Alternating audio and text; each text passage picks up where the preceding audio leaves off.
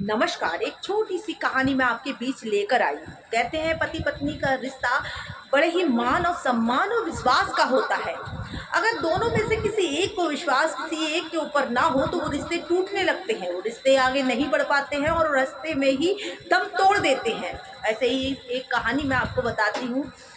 Husband wife में झगड़ा हुआ। झगड़ा रोज ही होता था, लेकिन वो झगड़ा कुछ इतना बड़ा कि दोनों का गुस्सा आपे से बाहर हो गया।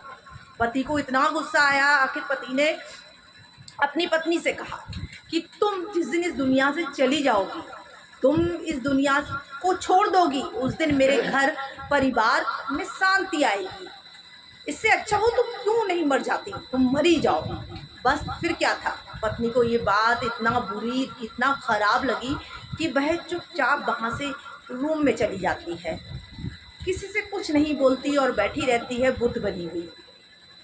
अब पति जो होता है अपना दरवाज़ा बंद करके वो सो जाता है। जब पति की आधी रात में आँख खुलती है, दम सा घुटने लगता है, वह देखता है कि इतना धुआं कहाँ से है। उस आग लगी हुई होती है वहाँ। वह अपनी जान बचाने के लिए बाहर निकलता है, घर से बाहर निकलता है। उसे लगता है कि उसकी पत्नी भी बाहर निकल चुकी होगी, क्योंकि आग इस कदर बढ़ी हुई है।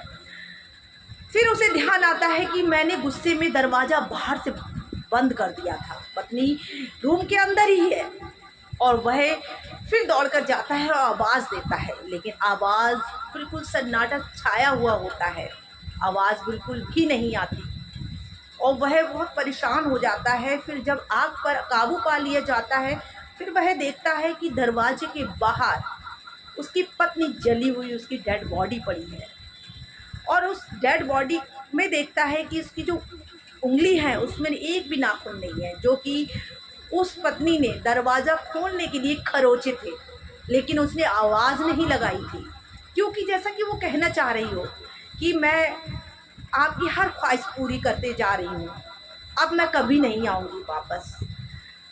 तो कभी कभी खामोशी इस कदर बढ़ जाती है कि इतना विकराल रूप ले लेती है। खामोशी को ना बढ़ने दें, आपस में बैठकर बात करें और जो भी हो समस्या का समाधान निकालें।